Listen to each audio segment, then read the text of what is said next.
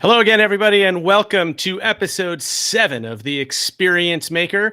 On LinkedIn Live, this is Dan Gingiss, customer experience speaker and consultant. So happy that you have joined me today. I know that there's a lot going on in the world, and I hope that we can create some content together that just takes our minds off some things and allows us to keep learning during this difficult time, which, as my grandmother used to say, this too will pass, and when it does, we got to be ready to go back to business and really start moving things forward. And a guy that is always moving things forward, good friend of mine, so happy to have him on the show today. He is a digital futurist and the founder of iSocialFans, the one, the only pager-wearing millennial, Brian Fanzo. How you doing, Brian?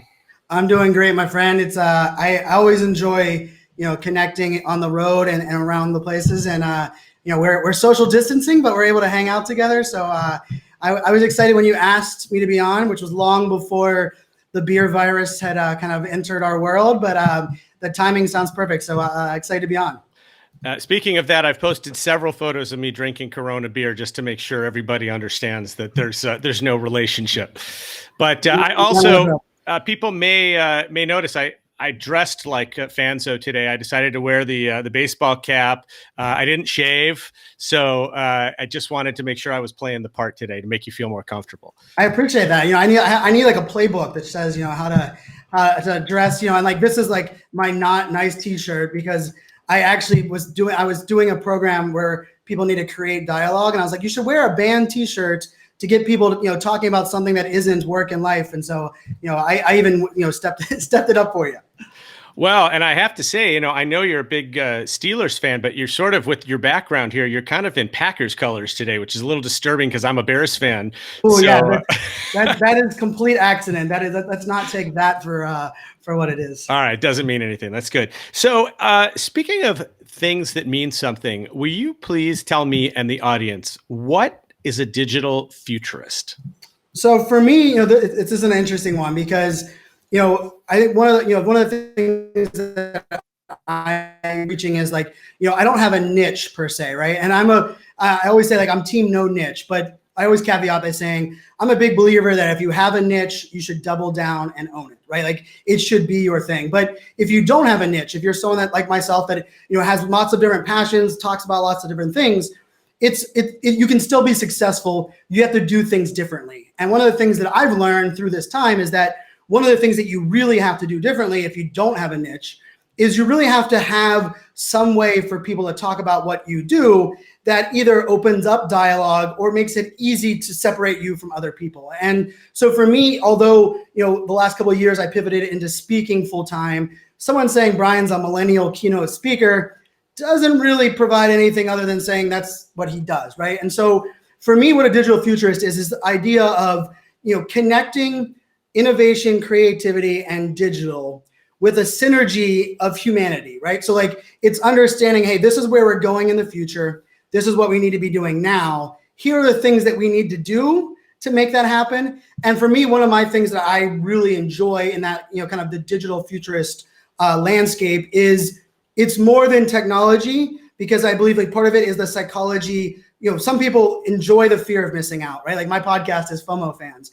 But I learned quickly, and by quickly I mean a year into that podcast, that I need to switch. Because I started the podcast and said, I'm going to help everybody embrace their FOMO like me, right? Like they're going to live on the bleeding edge. They're going to learn all of these things.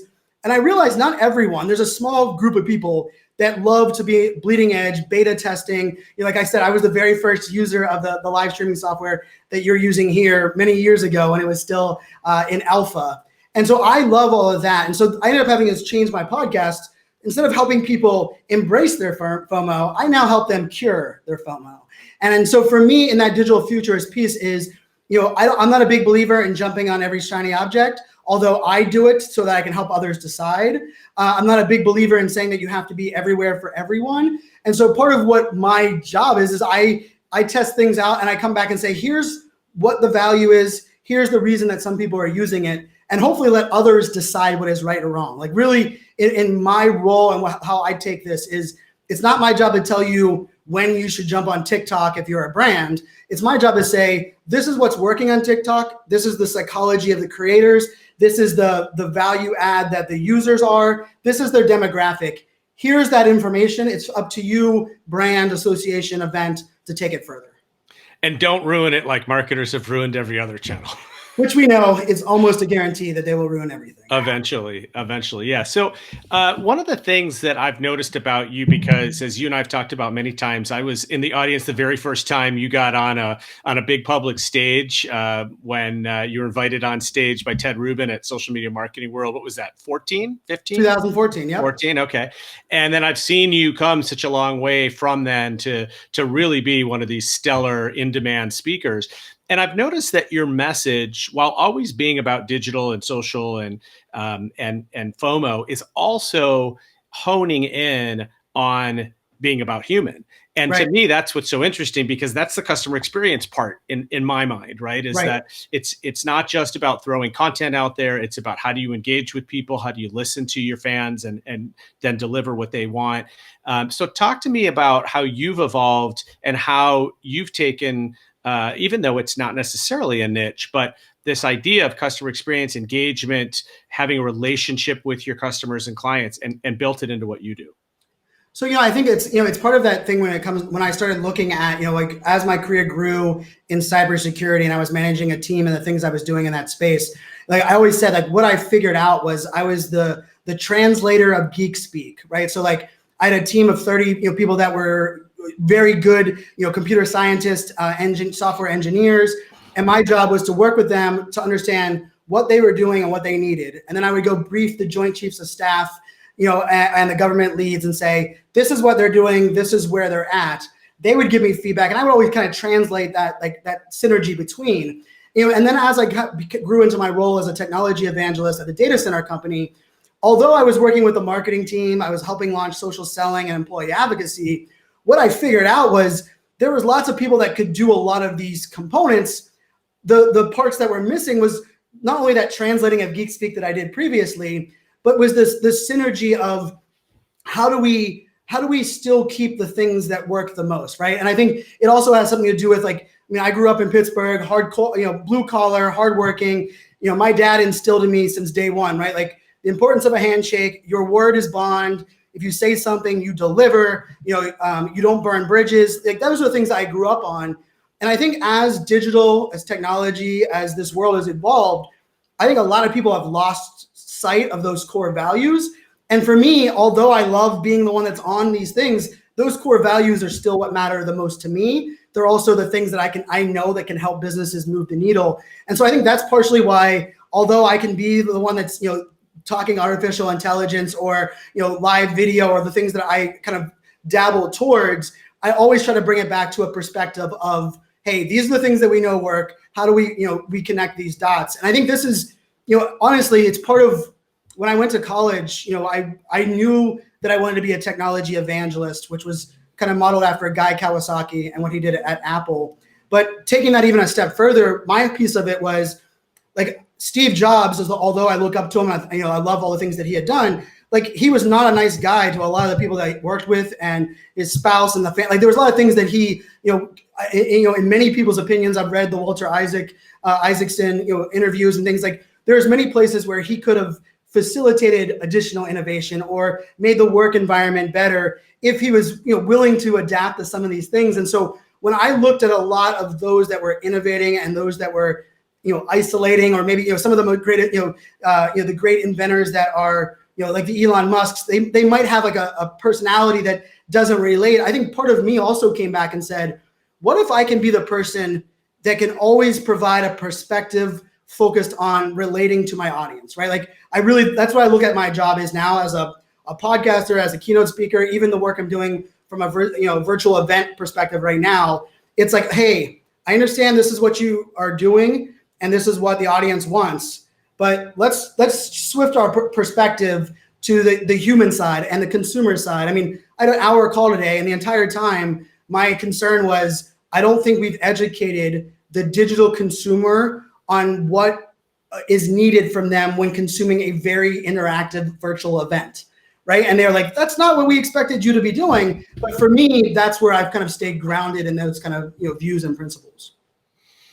Yeah, that's awesome. I just want to stop for 1 second and tell the live audience that you will have time to ask Brian questions at the end. So please leave comments and I will be happy to get to you. And also, if anyone in the audience has also briefed the Joint Chiefs of Staff, I'd like to hear your story about that as well, since we got Fanzos as well.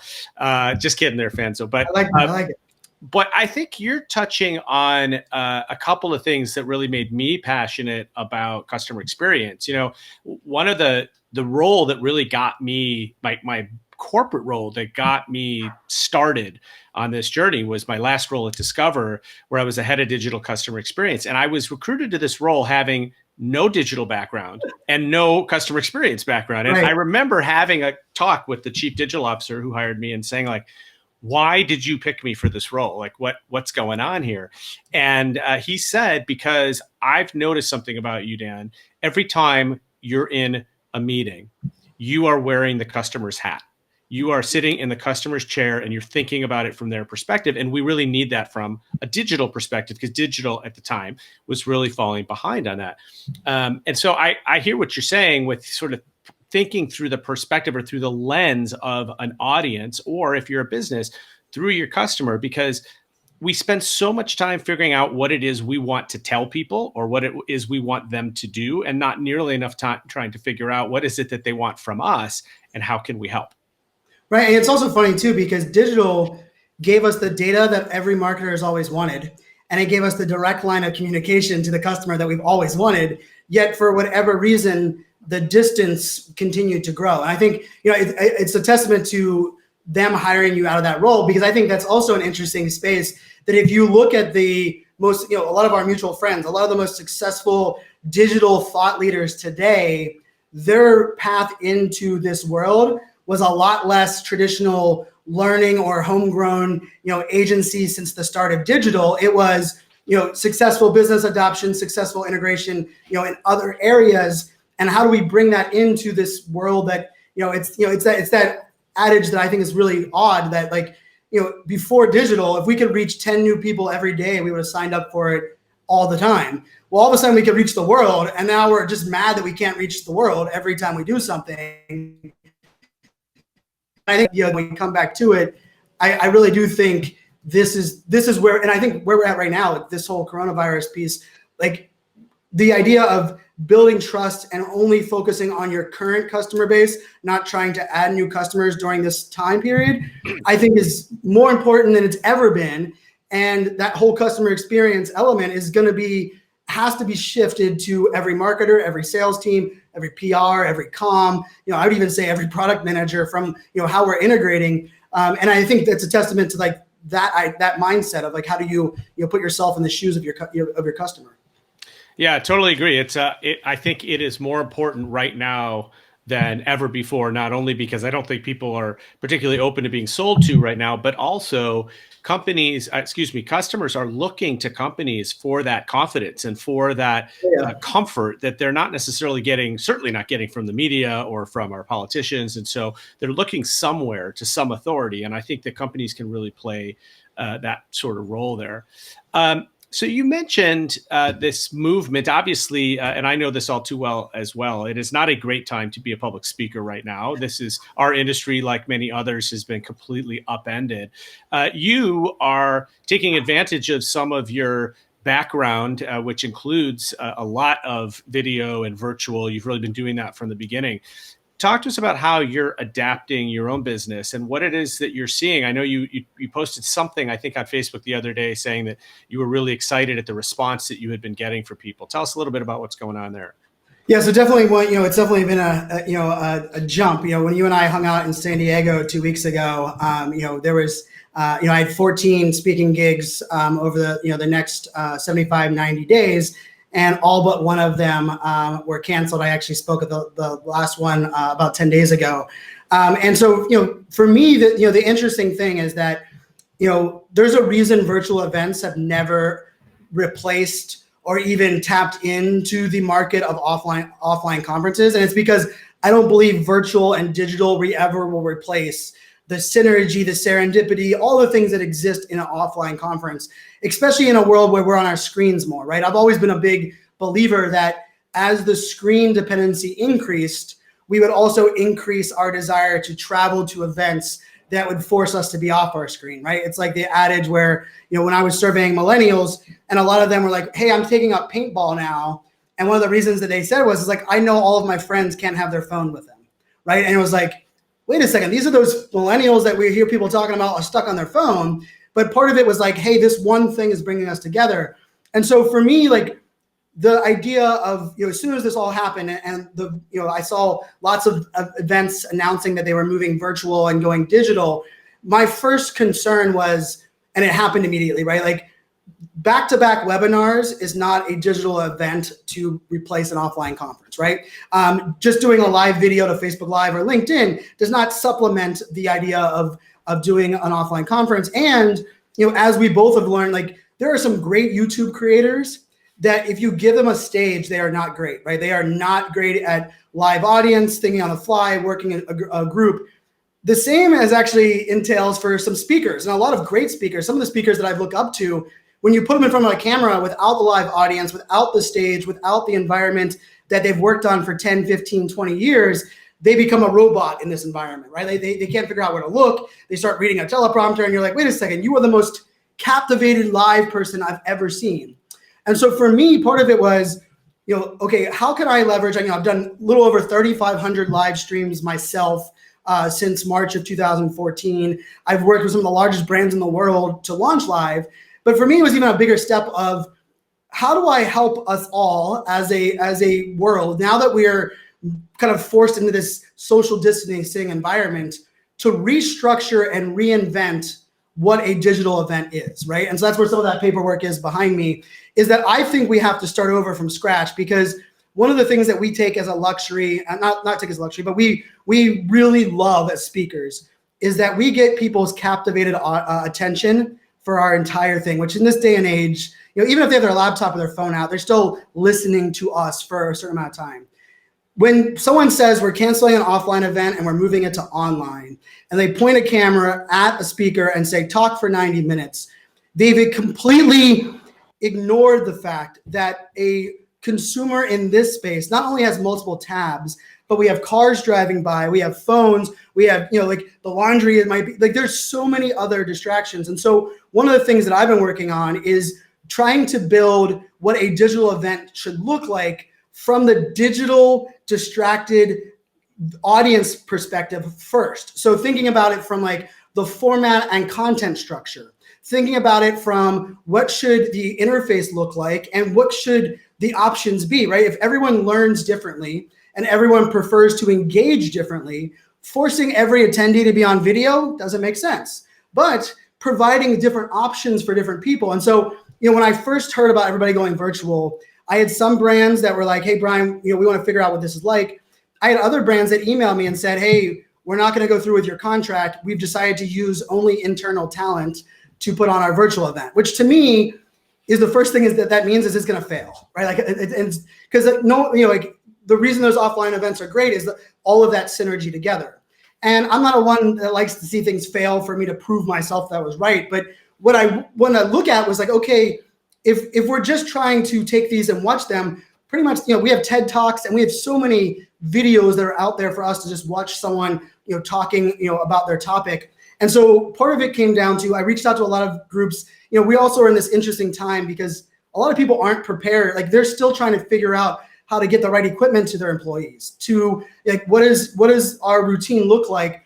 And so a lot of the brands I reached out to, I understood and respected that. But over the last 72 hours, I've had 4 different brands, events, associations contact me, 3 through Facebook Messenger, 1 through Instagram stories, funny enough, that pretty much said, hey, we did these pop-up events or we did these events monthly or bi-monthly, and we know that they're disappeared. But our partners, our real estate agents, whoever they may be, they still need that information and that piece. And we need to go virtual, but we also know that if it's not something that is unlike anything else we've served them virtually, it will fail miserably, right? And so I've had 4 contact me, and I've kind of built out what I call like your choose your own adventure version of a virtual event, giving so if you watch 10 minutes or 15 minutes of a live presentation, and then there's like a Q&A where you can bring in other people, well, then you can prompt someone to say, do you want to, is this next section, this next 15 minutes, is this topic something that you want to watch? And if they hit no, then it shows, hey, here's a video that goes more in depth on the session you just watched, or here's a chat room for you to chat with other people, or hey, here's a PDF for you to download that you might want to highlight based on what you just heard, right? And like almost kind of bringing people on this journey. And when I think about it, funny enough, the places I'm studying, and I think, virtual events, e-learning, like that's the stuff I love to understand the psychology. But I think people are wrong by looking at how do I convert a webinar into an online event, or how do I take a live video? Where I'm studying right now is Twitch, a platform like Twitch, where you have multiple cameras, data. It's a video game watching platform, and I'm not a gamer by any stretch. I haven't owned a gaming console for 8 years. But the time on page, the interactivity, the options. Like I was watching one of the streams last night. I spent like 4 hours taking notes and studying just that, how not only how the interface is, but how do these streamers continue to maintain engagement and attention and foster conversation in this digital world. And like little things like they're able to bring up like, hey, here's the data from the last battle I had in a game. And you can click on the interactive screen, and it pops up and says, do you want to watch a 5-minute time lapse of that person doing that while you're still listening to the piece? And I'm like, that's where I'm looking at it, right? I think it's like, if we think about it from like Sports Center, the idea of bringing in different components. And then I think probably most important to me is that we have to define what success of these virtual events are. And we have to take advantage of digital aspects that we never would have had, right? Like the idea that we could do a 10-minute talk, you could do a 10-minute talk. The two of us could get back on video side by side, and we could bring in 4 of our partner brands that we've worked with, and we could each interview them on that same interface together, providing third-party validation, bringing that in. I mean, it wouldn't make sense for us to do that on a live stage, right? It would just look awkward and running off. But we have that ability in this virtual digital environment. And so I'm really trying my best to kind of put that forward. So I'm doing a little bit of, offering some services that allow me to coach speakers to be better at delivering via video. And then I'm working from an event architect perspective and saying, I care more about how can I help someone shape the content, the video production, the video strategy to kind of take advantage of some of these things, including like the after show being on LinkedIn Live, right? Maybe the opening keynote on Facebook Live to bring in your audience from those platforms. So, it's a world that, I could never have imagined forcing the entire population into requiring virtual world, right? It's something that I've always believed in. I've been, using it and helping brands use for a long time. But now that we have this, I think we do a disservice if we start packaging back-to-back webinars as quote unquote online conferences. Sure. I mean, I definitely agree. And one thing that you touched on is that there's really 2 parties to an event. There's multiple parties, of course, but the 2 critical ones are the people that are sharing the content and the people that are being shared to. Right. And you have to kind of address both of those parties, and you can't just pick them up and put them in a completely different space and expect it to work the same way. I mean, as a speaker, I know as a speaker that one of the things about being on a stage is you can look into people's eyes and you can see reactions, and which stories that you're telling people are laughing or smiling at or reacting to. And when people are checking their phones and, maybe you got to bring it back or make it more interesting. And I always take that visual feedback every single time I'm on stage and do something with it the next time. And I think that's going to be an interesting challenge. And the other thing is that, an actual conference has breaks where you go and mingle with people and you get snacks and coffee and you shake hands, and all of that goes away in the way that we know it virtually, but certainly could be done in a different way virtually. So I agree that it's not about a series of webinars, but how do we kind of recreate the magic? And hopefully what happens is we recreate it in a way that's sustainable even after this. Yes. And that you've got in-person events we certainly hope come back, because as you said before, nothing replaces that, but that we've got a better option for virtual in the future as well. And I think that even allows us to redesign the future offline conference to leverage some of the components, right? Like one of the things that I did last year, and it was just kind of as an example, was like, this one company had 300 people coming to an event, and I said, could you ask everyone in the company to watch this entire video before they see me speak? And I built my presentation 100% off the belief that the audience watched that video. It changed how I presented. It changed how much more value, how much more actionable. It level set the common knowledge base of everyone I was speaking to. And that's where I look at virtual events, as they will be the component for really innovative offline events when we move back towards that environment, if we do this correctly. Yeah, absolutely. So we're running up on time, but I want to hit a couple of audience questions. First of all, a comment from Kathleen, who was noting what we were talking about in terms of the virtual experience and selling. And she actually brought up a really good point about real estate customers who are used to going on virtual tours, for example. That's an industry that has done virtual very well and obviously can sell based on those virtual tours. So she was, I think, if I'm reading her comment correctly, looking to just sort of check what we were saying on, hey, don't completely disregard the opportunity to bring on new customers in a virtual setting. I think that was a good point. And then our mutual buddy, Chris Strub, who, of course, I knew was going to have to ask you a question or two. It's two, as it turns out. It says that at a time when people are also looking for books to read, what's the one digital marketing book they should start with? And maybe more importantly, when might we anticipate the iSocial Fans book? Well, I tell you what, Chris has been my greatest advocate in many different ways for both of us, I know. And the pressing the damn button on my Press the Damn Button book is a button that I've put off for many different reasons. If I don't get it done during mandatory social distancing, there will never be a book that comes out of Brian Fanzo. I will say I'm not ready to discuss it publicly yet, but I've had 2 calls this week with a publisher that are working with some creative ideas that I have. So keep that part in tight mind. And then I was looking for the other book. I don't know where I put it. Oh, here it is. Hold on. All right, so the book that I would recommend everyone to, of course, Dan Gingiss' book. I love Chris's book, but look, I even have a sticky note on it. I tell you what, so a friend, Melanie Diesel's book, the Content Fuel Framework. I tell you what, I've known her for a long while. I think I might have seen her speak one of the very first times. She's a journalist. Oh, look at that. I knew you were going to see that book. I had it ready. You got it right there. I tell you what, it is I think about myself as a creator, as someone that does a lot of content, repurposes a lot of content. I was amazed how much I took from it, right? I was blown away. I was like, I need to redo this. I was sending stuff to other people on my team. And I really think we don't need more content.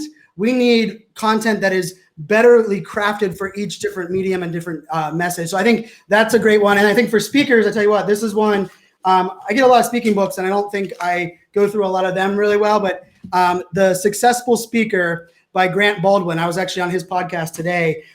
This even for us, not right now, right? The speaker's not paid for gigs. A lot of things around building your platform, fee integrity, understanding when someone wants to adjust your fees or services you're going to provide. How can you adjust that? How do you tell great stories? And I think even in this environment, right? I spent 5 hours turning my 60-minute keynote into 8-minute chunks that I could deliver in a very interactive format. And a lot of that was, thinking about the storytelling and the ins and outs and outros. And that book does a great job of that as well. So those are the 2 I would definitely recommend. That's awesome. I'm going to add one more just because we're talking books, and it is one of my favorites of all time, which is Marcus Sheridan's They Ask You Answer. This is a book that is absolutely, yes, that'll change how you create content if you are a company. I joke with Marcus that I have sold more of his books than my book because I tell everybody about it. So highly recommended. Hey, we're going to take a break for just a moment because I want to show a brief preview tomorrow. I'm so excited. Tomorrow at noon Central, 1 o'clock Eastern, my podcast co-host Joey Coleman and I are going to do a special live episode of the Experience This show. If you have not listened to our show, we're coming up on our 100th episode. We are in season 5 right now. It's a great show on customer experience and storytelling. And tomorrow we're going to do a live edition specifically about what's going on in the world right now and how brands can respond. Let's hit the video. There are so many great customer experience articles to read, but who has the time? We summarize them and offer clear takeaways you can implement starting tomorrow. Enjoy this segment of CX Press, where we read the articles so you don't need to.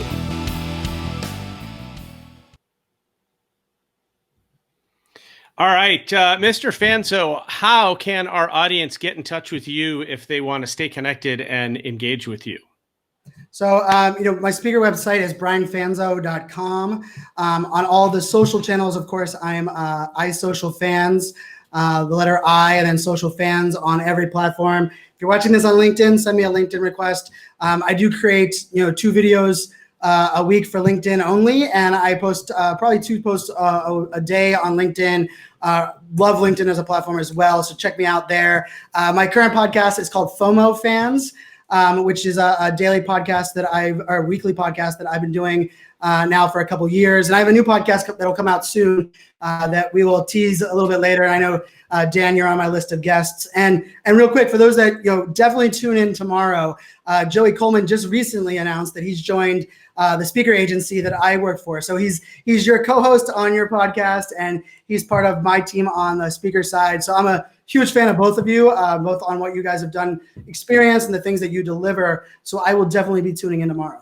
Well, thank you, sir. Very much appreciated. And thank you, everyone, for tuning into the Experience Maker Episode 7 featuring my buddy, the one and only pager-wearing millennial, Brian Fanzo. Join us next week and always on Thursdays at 4 p.m. Eastern, where we will have Ryan Foland, who is also a fast talker and fast tweeter.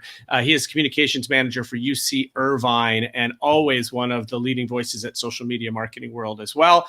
Looking forward to see you. And then tomorrow at noon Central, 1 Eastern, please join us for a special edition of Experience This with me and Joey Coleman. Thank you to Brian Fanzo. Thanks everyone for joining. We'll see you next week on the Experience Maker Show.